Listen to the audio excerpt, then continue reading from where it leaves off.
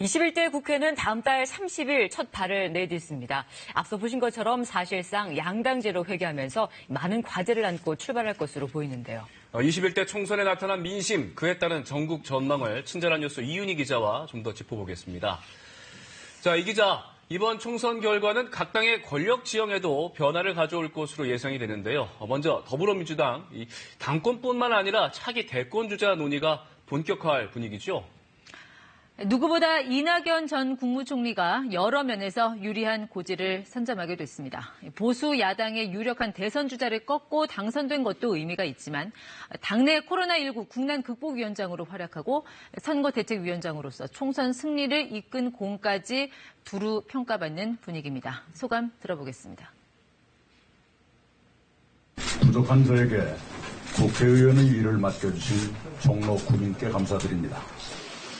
민주당은 이해찬 대표 임기가 끝나는 오는 8월 새 대표를 선출하는 전당대회를 엽니다.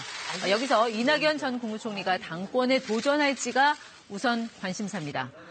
사실 이 전 총리를 놓고 계속 나오는 얘기가 당내 입지가 좁다, 자기 사람 부족한 거 아니냐 이런 것들인데 이 전 총리가 당권을 잡게 된다면 그만큼 당내 입지를 구축할 수 있게 되고 자기만의, 그러니까 소위 NY의 길을 갈 수 있을 걸로 보입니다. 물론 당장 선거 직후에는 코로나19 해결에 주력하는 모습을 보이겠지만 장기적으로 내다봤을 땐 대권 행보에 보다 집중하지 않을까 하는 추측도 나옵니다. 이 밖에도 이 코로나19 사태 속에 나름의 존재감을 보였던 이재명 경기지사와 박원순 서울시장 등 여권의 차기 대선 주자들의 경쟁도 총선 이후 본격화할 전망입니다. 이번 총선에서 희비가 엇갈렸습니다만 김부겸, 김영춘, 김두관 의원 등이 당권 경쟁에 뛰어들 것인지도 관심을 끌 것입니다.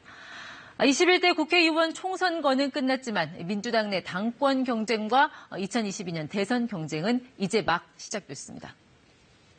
네, 그렇다면 미래통합당은 어떻습니까? 당장 당 대표 자리가 비게 됐군요. 황교안 대표는 총선 패배에 책임을 지고 곧바로 대표에서 물러났습니다. 잠시 들어보겠습니다. 헌신적으로 함께해 주신 여러분께 다시 한번 감사의 말씀.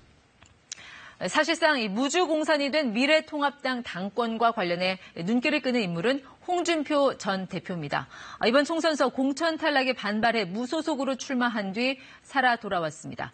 첫 일성 역시 미래통합당 복당 후 대권에 도전하겠다는 것이었습니다.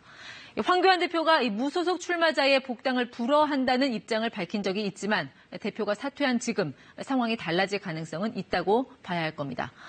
역시 무소속으로 출마해 당선된 김태호 당선자도 복당 후 당권, 나아가 대권 가도에 가세할 걸로 보입니다. 또 다른 한 명이라면 김종인 선거대책위원장입니다. 김종인 위원장은 선거 전날 기자회견에서 이번 총선에서 기회를 주신다면 이 정당을 유능한 야당으로 개조하는 일도 거침없이 임하겠다고 했습니다.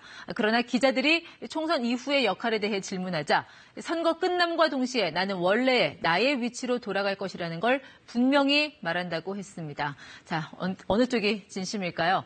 당내에서도 여러 해석들이 나오지만 대체적인 의견은 선거 이후 의원들이 추대해주면 대표를 맡아서 보수 야당 재건을 주도해보려는 생각 아니겠냐 하는 쪽입니다. 하지만 이미 선거 결과가 참패로 끝난 상황에서 그의 역할론에 회의적인 견해 또한 없지 않습니다. 미래통합당의 당권을 누가 쥐느냐의 문제는 우리나라 보수 세력 재건 차원에서 나름의 의미가 있다는 점에서 향후 이들의 결단과 행보 역시 관심이 가는 부분입니다. 사실상 이번 총선으로 우리 국회는 민주당과 통합당, 양당제로 회귀했습니다. 앞으로 전국 운영에는 어떤 영향이 있을까요? 아직 개표가 다 끝난 건 아니라 지켜봐야 하겠습니다만 일단 우리 국회가 여대 야소로 재편되는 것은 확실하다고 보여집니다. 더불어민주당이 원내 일당 사수를 넘어 과반 의석으로 국회 권력을 차지한 반면 미래통합당 그리고 이 제3지대를 자처했던 소수 정당들이 참패하면서 21대 국회는 여대 야소 전국으로 개편을 앞두게 됐습니다. 미래통합당 득표 결과는 앞서 자세히 전해드렸고 민생당은 지지 기반이었던 호남을 비롯해 전국의 지역구에서 단 한 석도 얻지 못했습니다. 정의당은 지역구에서 단 한 석, 비례의석을 다 합쳐도 6석으로 예상됩니다. 지역구 후보를 내지 않고 이 비례대표 선거에만 집중한 국민의당도 3석에 그칠 걸로 보입니다. 각 당 입장 차례로 들어보겠습니다. 앞으로 우리나라 정치가 또다시 거대 양당의 싸움판 정치로 뜨거운 성원과 애정어린 질책 모두 가슴속 깊이 담겠습니다.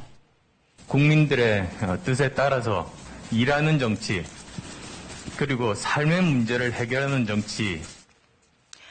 이로써 21대 국회는 더불어민주당과 미래통합당, 사실상 양당제로 돌아갔습니다. 새로 뽑힌 21대 국회의원 임기는 다음 달 30일 시작됐는데요. 이날 이후 국회원 구상 협상이 본격화될 겁니다.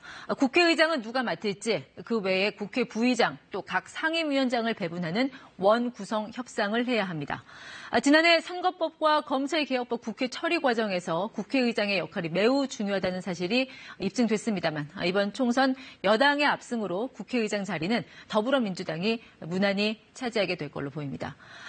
그만큼 국회 운영에 있어서 민주당은 보다 과감하게 입법 드라이브를 걸 수 있을 걸로 보입니다. 오늘부터 시작되는 임시국회에서 논의될 2차 추가 경정 예산안 처리도 보다 주도적으로 할 수 있게 됐습니다. 석 달 뒤, 그러니까 오는 7월로 예정된 고위공직자범죄수사처, 즉 공수처 출범도 한층 속도감 있게 추진할 것으로 예상됩니다. 친절한 뉴스였습니다.